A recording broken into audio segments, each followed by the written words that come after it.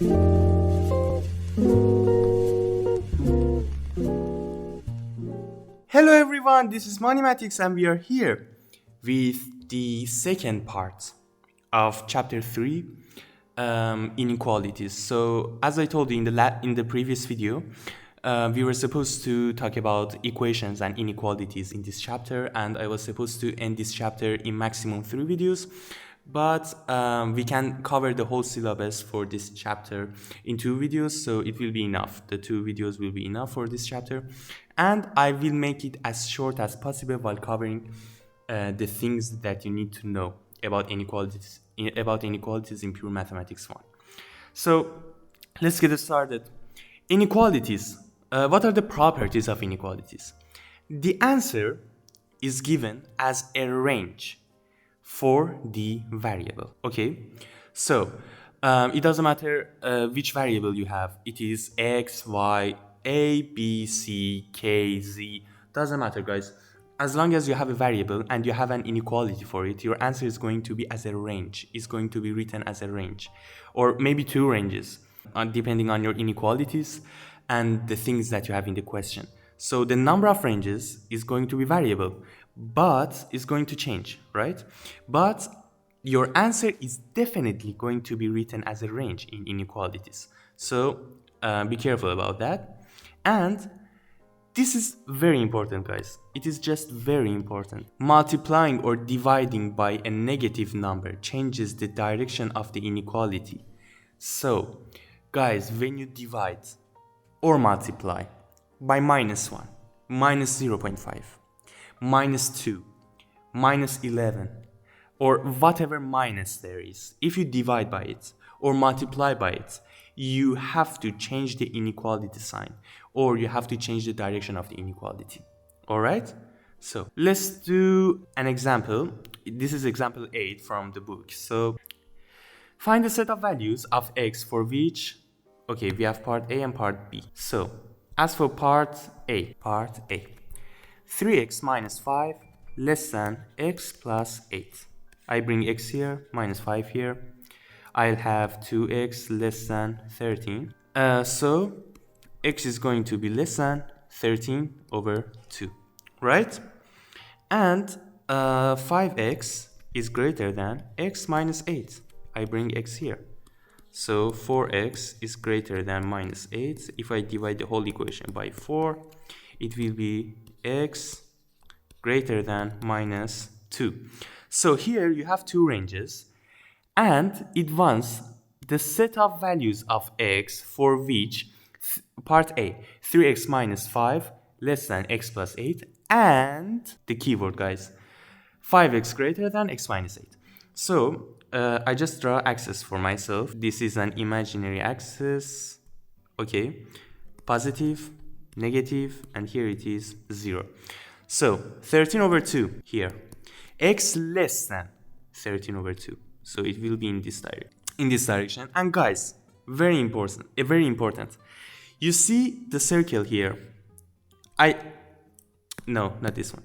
Okay, you see the circle here, where I ticked. This circle is empty. Why? Because this is not x less than or equal to 13 over 2. It is just less than. It is just less than 13 over 2. If it was x less than or equal to 13 over 2, then I would have filled in the circle. Okay? I would have filled in the circle. But since it is only less than and it is not inclusive, I just leave the inside of the circle empty. Alright? So, and okay, let me just, yes. So, and also you have x greater than minus 2. If minus 2 is here, then it's going to be like this, right? And again, this circle is empty. Why? Because minus 2 is not inclusive in the range. So when I refer to this keyword and, this means that we need a common range. Okay, we need a common range. So what is the common range here? It is in this part, right? So what is my answer? Minus 2 less than x less than 13 over 2. And this would be my answer to part A. And for part B, let me see what the question wants us to find. X minus 5 greater than 1 minus x. X minus 5 greater than 1 minus x. Okay, bring minus x here and take minus 5 to the right side. So I'll have 2x. Okay, I'll have 2x greater than 6. So x, if I divide both sides by 2, it will be x greater than 3, right? And as for the second one, 15 minus 3x greater than 5 plus 2x. So here, guys, you can solve it in two different ways. Okay, first, you can take minus 3x here and take 5 here, right? It will be 10 greater than 5x. If I divide both sides by 5, then it will be 2 greater than x. Or we can just say that x is less than 2, right? So this is it. But you can also solve it right like this. Instead of taking minus 3x to the right side and 5 to the other side, just take 2x to the left side and 15 to the right side. Then you'll have minus 5x greater than minus 10. I'm gonna divide the whole equation by minus 5. Why did I say equation? Inequality. Sorry. I'm gonna divide the whole inequality by minus 5. Okay, so minus 5x divided by minus 5, it will be x. Minus 10 divided by minus 5, it will be 2. X greater than 2, right? Not really. Why? Because when we multiply or divide by a negative number, then the inequality sign is going to change. Alright, so it becomes like this. You see, this answer is the same as that answer, right? These two are the same. So, as for the solution to the whole part B, I'll draw my axis again. Okay, 0 plus minus. So, I have x greater than 3. If my 3 is here, x is greater than 3. Again, empty circle, because 3 is not inclusive. And x is less than 2. 2 is here, and x is less than 2. So you see that. What is the question saying? X minus 5 greater than 1 minus x, or 15 minus 3x greater than 5 plus 2x. Okay? So as it says or, I just need to mention this one. See, there is no common range, right? There is no common range here. Why? Because there is a distance here between the two ranges.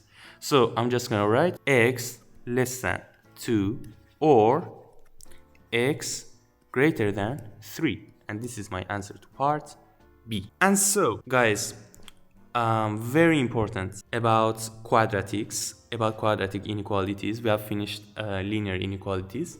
About quadratic inequalities, guys, there are two cases in which our quadratic inequalities lie. And for any case, you're gonna do a different thing. Okay? Let's say that our quadratic is ax squared plus bx plus c, and we form an equation, a quadratic equation, ax squared plus bx plus c equal to 0, and the roots to our equation, or the roots of the quadratic, or the solutions to the equation, whatever that you call it, are x1 and x2, where x1 is less than x2. What do you do here? So, in the very first case, if I have ax squared plus bx plus c less than 0, then my range will be x1, the smaller root, less than, okay, x1 less than x less than x2, the larger root, alright? And as for the second case, if I have ax squared plus bx plus c greater than 0, then I'll have two ranges, guys.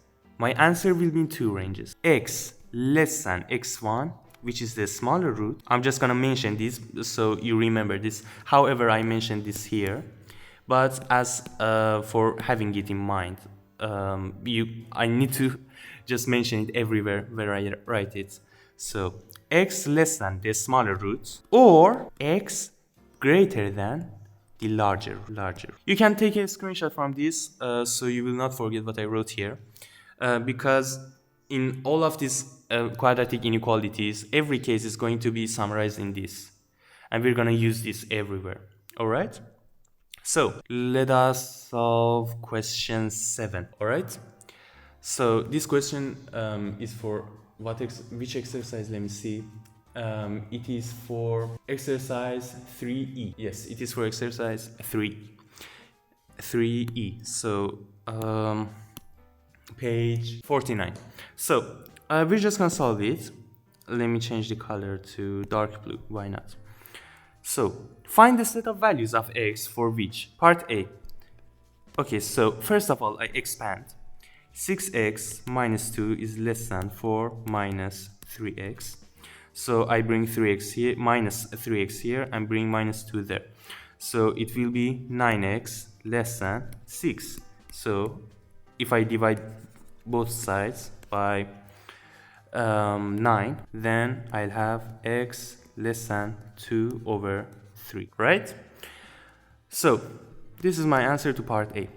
For part B, 2x squared minus 5x minus 5x minus 3 less than 0. So guys, first of all, I just ignore the inequality. And go to find the roots of the quadratic. 2x squared minus 5x minus 3 equal to 0. So we're just gonna do the factorization, product sum. For product, p will be equal to minus 6. For sum is going to be equal to minus 5. So what are the two numbers?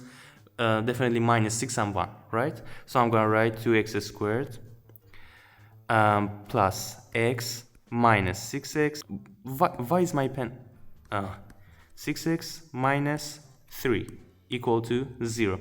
So I'm just going to factorize x times 2x plus 1 minus 3 times 2x plus 1 equal to 0.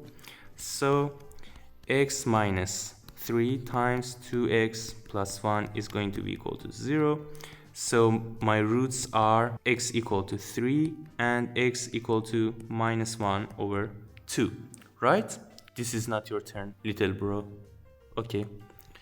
So you have these two, right? And what is your original inequality, guys? It is 2x squared, right? Minus 5x minus 6 less than 0.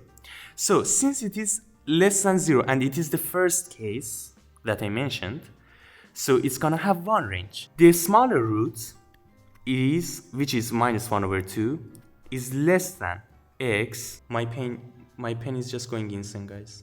Sorry for that. X less than 3, the larger root, right? And this is my answer for part B. Guys, let's just tell you how to use the calculator. I think I forgot to mention about the quadratic solutions in the calculator.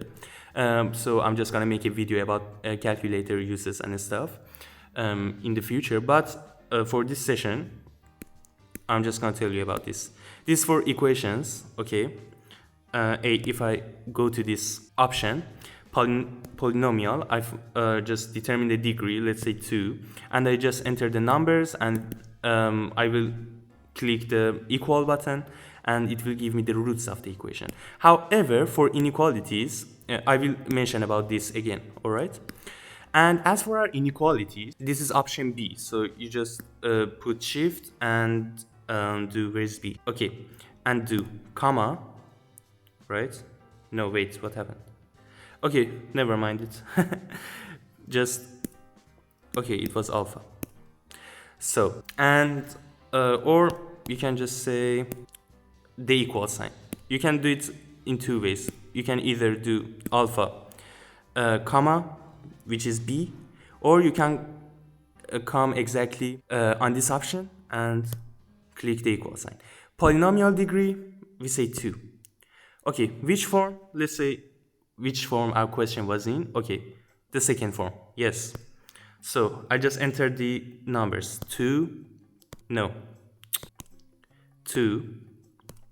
right? Minus 5, right? and minus 3. And this is our range. So is our answer correct? Yes, it is correct. So you can check your answers. You have to show working, guys.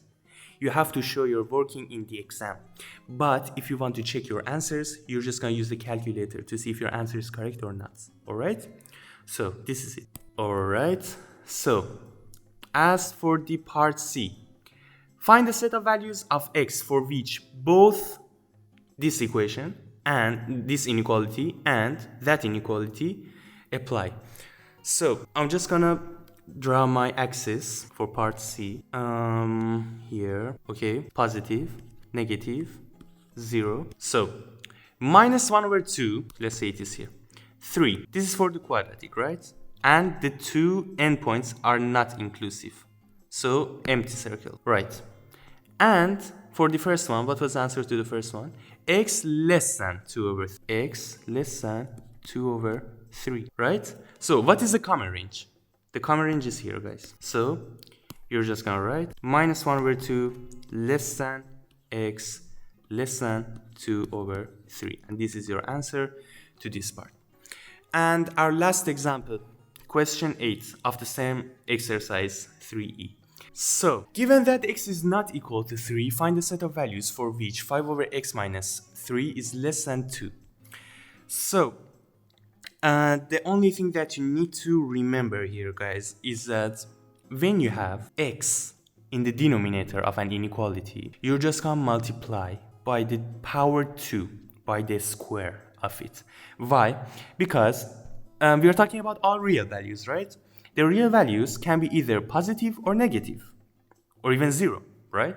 So let's say x minus 3 can be both negative and positive. Can it be equal to 0? It cannot be. Why? Because the question has mentioned that x is not equal to 3. And if x minus 3 was supposed to be equal to 0, then this would have been undefined. Why? Because 0 would have been in the denominator. So x minus 3 can be less than 0 and x minus 3 can be greater than 0. If I multiply the both sides of the inequality by x minus 3, then we don't know if this sign of our inequality is going to change or not, because x minus 3 can also be negative, right? But if we change it, what if the x minus 3 was greater than 0 and there was no need for that? So just to make sure that no mistake is going to happen, we're just going to multiply the whole equation by x minus 3 squared, which is always greater than 0, right? For this case, of course, because x cannot be equal to 3. Otherwise, x minus 3 squared would have been greater than or equal to 0. But x cannot be 3, so this just is not. So let us solve the question 5 over x minus 3 less than 2.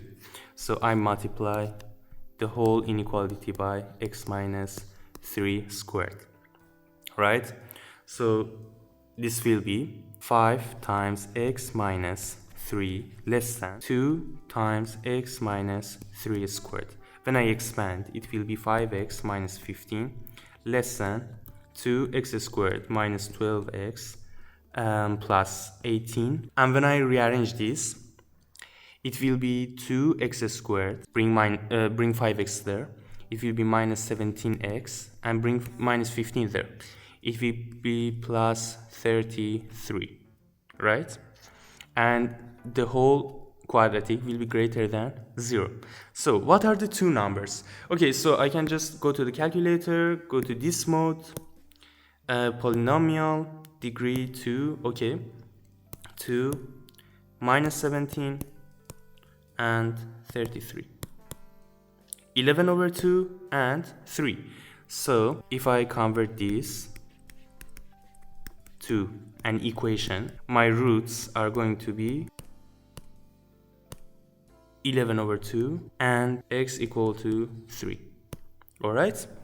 So this is it, and I have, okay, which one is smaller, 3 or 11 over 2? So 11 over 2 is basically 5.5 and x is x can be 3 as well. So 5.5 is greater than 3. So x is going to be smaller than the smaller root, which is 3, or x is going to be greater than the larger root, which is 11 over 2, right? And this should be our answer. Let us check. Go to the inequality mode. Degree 2, it was greater than 0, so first option, 2 minus 17 and 33. X less than 3 or x greater than 11 over 2. And this is it, guys. This is whatever that you needed to know about inequalities in Pure Mathematics 1. However, I didn't say anything about section 3.6 and 3.7. Why? Because, guys, for section 3.6, if you have f of x less than g of x, like if you have two functions of x, then just solve for x, okay? Like do it, f of x minus g of x less than 0. Or if you have f of x greater than g of x, again, bring g of x here. F of x minus g of x is greater than 0. And the rest would be whatever that we learn together, okay? And as for regions, I'll go for regions and talk about them while we are doing past papers, because the questions in past papers for regions will be better to work on. And regions are just something that you cannot say it as a syllabus and teach it without a very good example. And the examples in the book are just very easy to deal with for regions. So we're just gonna get to the past papers and then work on regions, all right?